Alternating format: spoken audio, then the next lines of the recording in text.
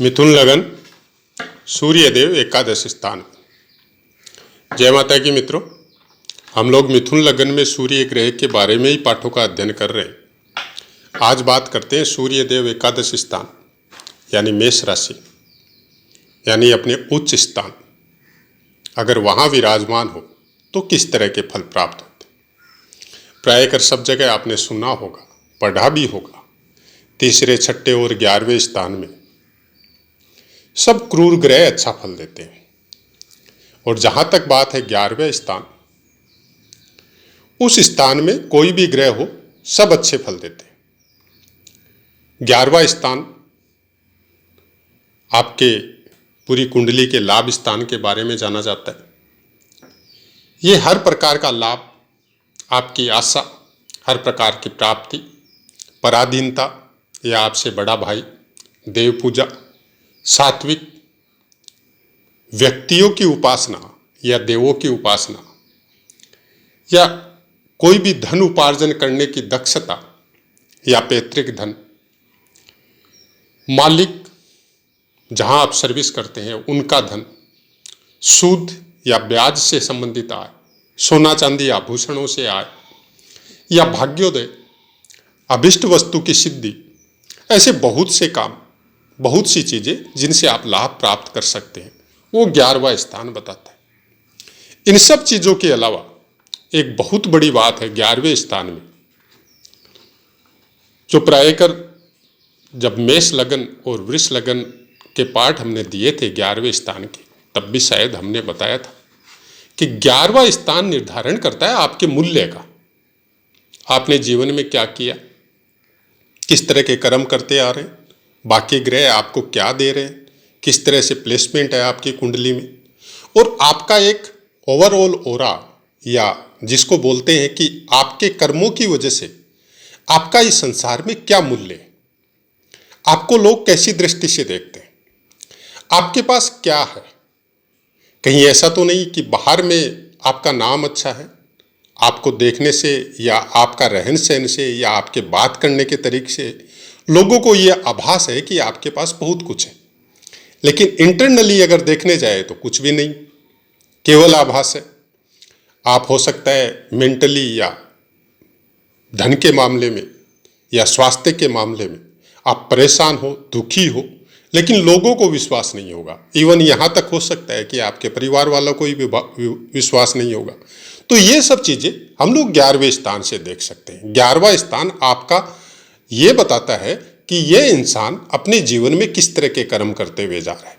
और सूर्य देव यहाँ पे बैठ के ये आपको ये बताता है कि आपकी खुद की ओरा, आपका खुद का आपके अंदर बल, आपका खुद का आपके अंदर तेज, आपके खुद के आपके अंदर आपके द्वारा उपार्जित ज्ञान, जिस ज्ञान को प्राप्त करने के बाद में आदमी बहुत कुछ मोह माया के बंधन से छूटता है और सबको समान दृष्टि से देखता है, तो वो सूर्य देव यहाँ पे आपको ऐसा फल प्राप्त करवाने की क्षमता रखता है। उसका सबसे बड़ा कारण है कि हम प्रायकर सब पाठों में बोलते हैं कि जब भी किसी ग्रह के विषय में आपको अध्ययन करना हो, तब पूर्ण रूप से उस ग्रह के कारकत्वों की जानकारी आपको होनी बहुत जरूरी है। सूर्य क्या है? आपकी आत्मा है। जब भी हम लोग कुछ भी गलत करने जाते हैं, first time, second time, third time, fourth time, 3-4 बार, 5 बार, किसी को 10 बार, कुछ भी जब आप गलत करते हैं तो आपके अंदर से एक आवाज आती है कि नहीं, ये नहीं करना है, ये गलत है। लेकिन हम लोग संगति के वशीभूत होके, कोई लालच के वशीभूत होके, कोई और कुछ सोच के, या अपने बालकपन की वजह से, या अपने मतलब सीमित माइंड की वजह से, या क्षणिक लाभ की वजह से हम लोग गलत करते करते करते करते फिर अभ्यस्त हो जाते हैं।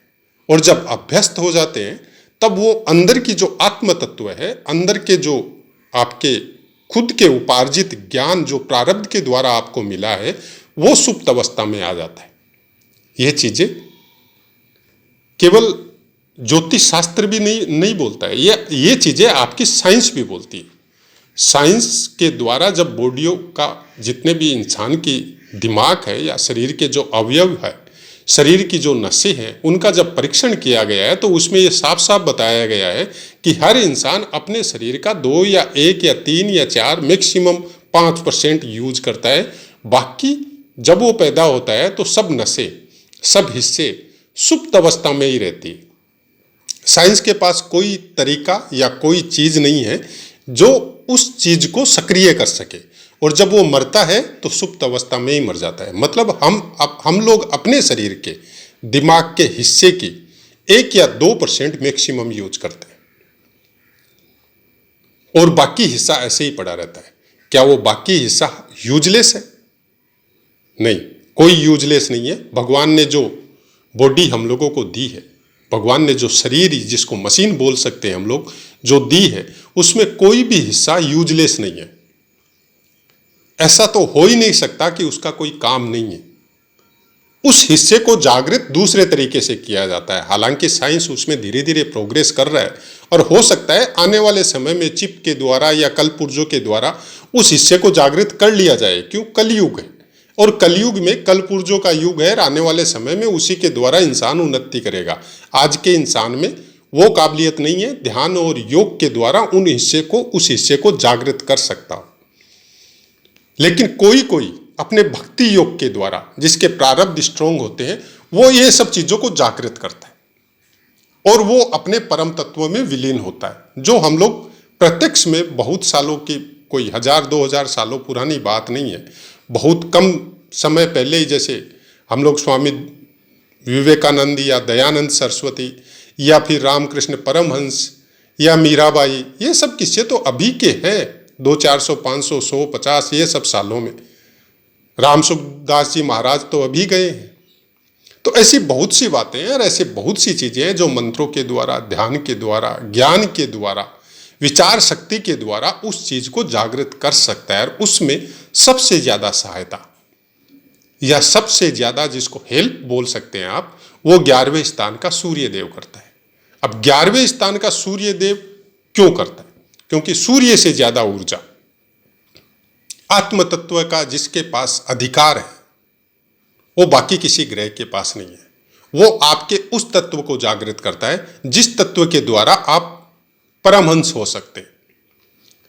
आप इस सृष्टि को, अपने शरीर को, अपने आप को पूर्णतः पहचान सकते हैं।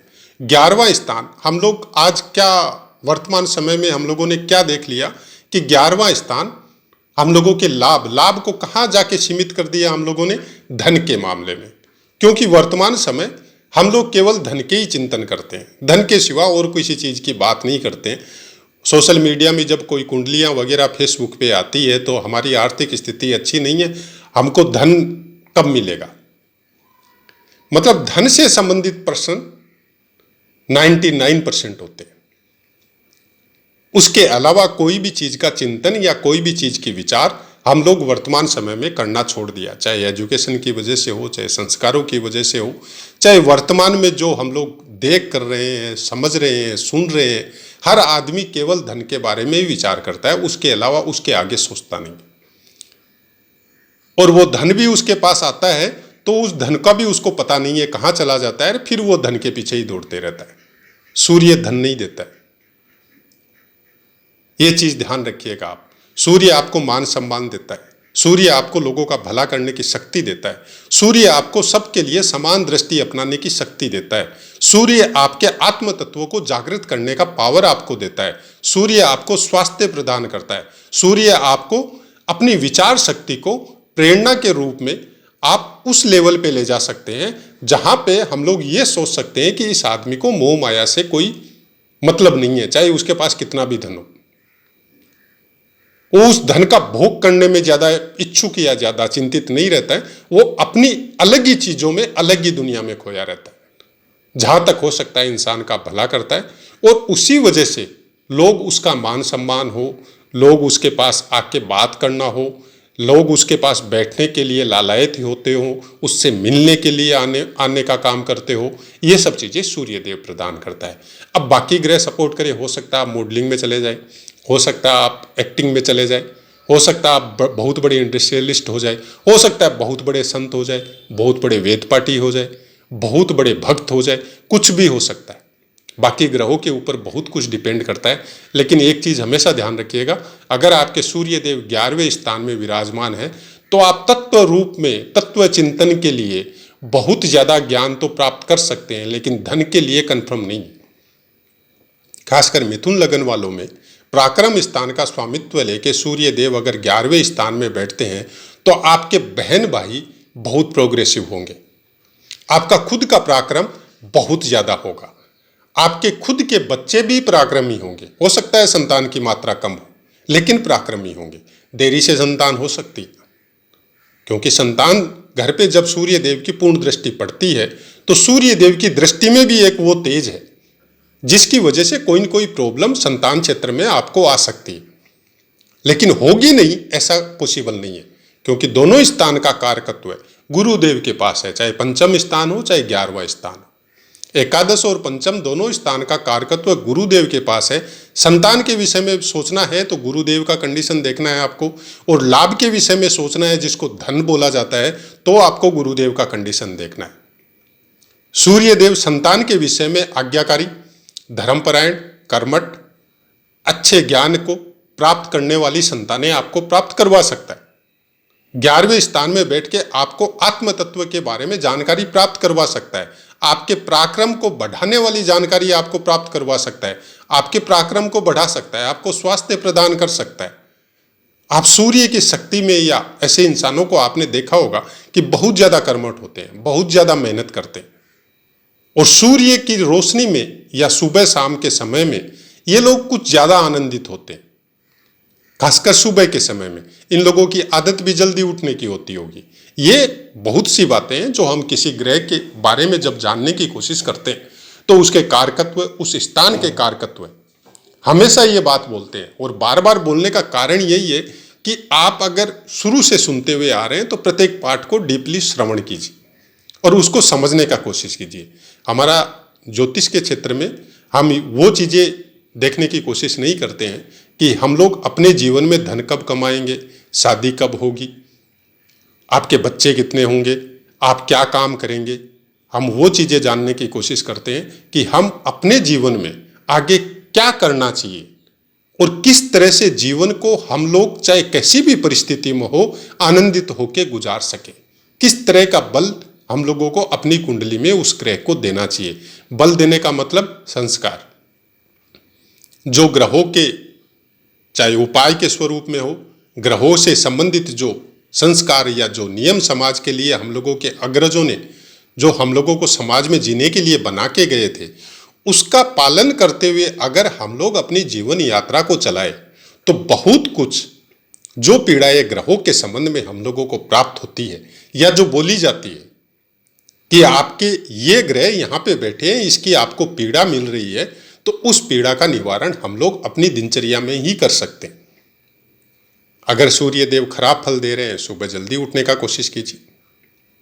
सूर्य देव आपके क्षीण है, आप बलहीन है, बल नहीं है, अंशों के अनुसार बल नहीं है, 11वें स्थान को पूर्ण फल नहीं दे रहे, आप अपने पिता से संबंध अच्छे करिए, सुबह जल्दी उठने का कोशिश कीजिए, देव स्थान में जाने का कोशिश कीजिए, जहां तक हो सके सत्य का पक्ष लीजिए, सही बोलिए, और अगर नहीं कर सकते तो कम से कम झूठ का पक्ष और झूठ बोलना बंद कर दीजिए, कुछ देर मौन रहना चालू कीजिए। ये सब वो उपाय है जो हम लोग दिनचर्या में अपना के कंटिन्यू कर सकते हैं, और उसके बाद में अब ये बोल सकते हैं आप कि हम लोग शुरू से ये सब उपाय कर रहे हैं, कोई तो अच्छा फल नहीं मिला। आप कैसे कह सकते हैं अच्छा फल नहीं मिला? अगर आप उपाय नहीं करते तो हो सकता है आपको बहुत कुछ भोगना पड़ता, वो सब आपको नहीं भोगना पड़ा। आप पॉजिटिव देखने का कोशिश कीजिए। सूर्य देव 11वें स्थान में बैठ के आपको पॉजिटिव बनाते हैं।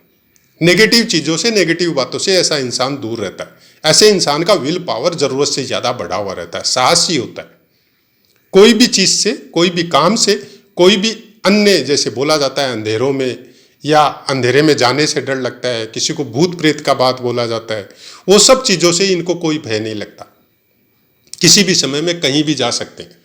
बाकी ग्रह कैसा सपोर्ट कर रहे हैं वो अलग मैटर है, लेकिन सूर्य देव यहाँ पे बहुत बलवान होते हैं। खासकर मिथुन लगन वालों के लिए पराक्रम स्थान का स्वामित्व लेके जब 11वें स्थान में बैठते हैं ग्रह, तो बहुत अच्छे कारकत्व सूर्य देव के कारकत्वों के अनुसार उस स्थान को जब प्राप्त होते हैं तो वो स्थान बहुत ज़्यादा ग्रो करता है।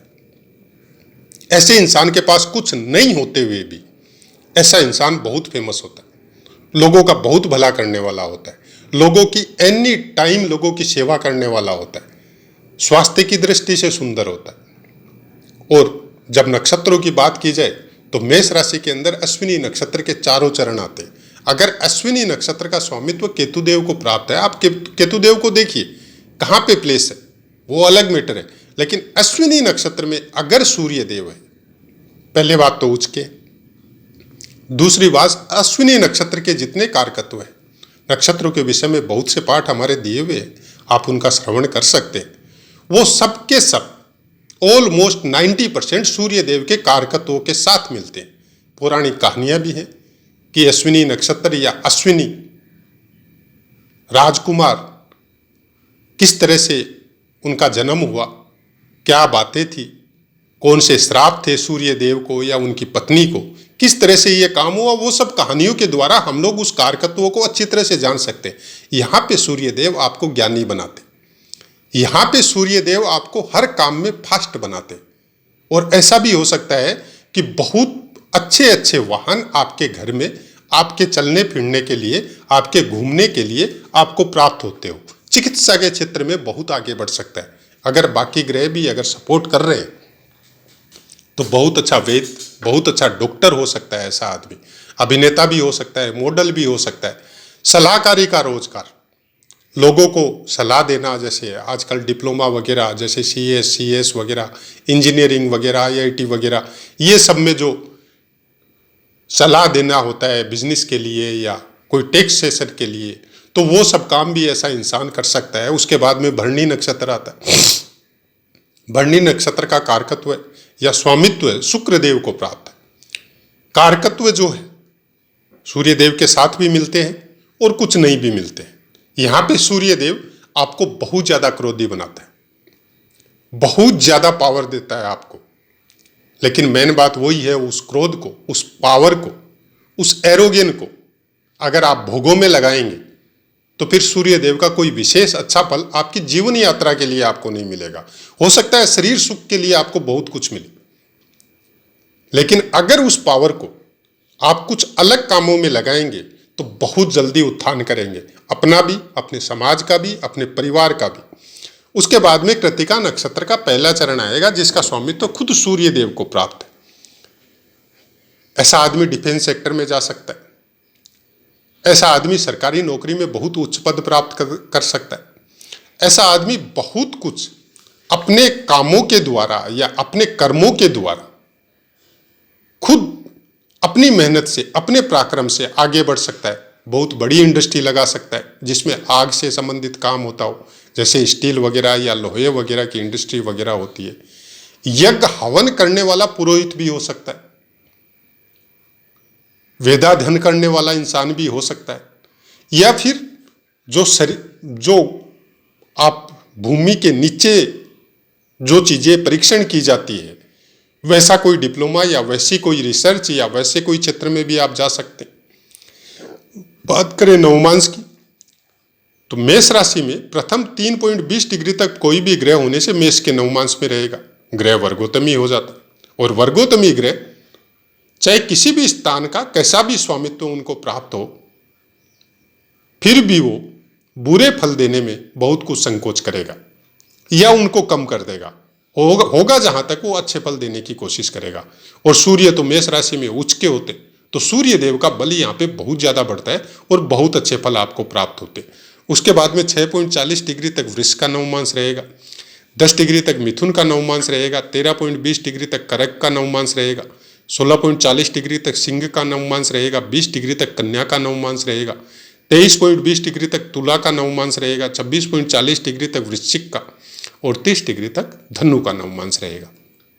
अंशबल विषम राशि है। प्रथम 6 अंश तक बाल्यावस्था में ग्रह रहते हैं, 12 अंश तक कुमारावस्था में, 18 अंश तक युवावस्था में, 24 अंश तक वृद्धावस्था में, 30 अंश तक मृतावस्था में। तो आशा है मित्रों पाठ पसंद आया होगा या कुछ समझ में जरूर आया होगा आपको कि किस तरह से कुंडली में ग्रहों का अध्ययन करना चाहिए। अब अपनी वाणी को विराम देते हैं। और आपसे आज्ञा लेते। जय माता।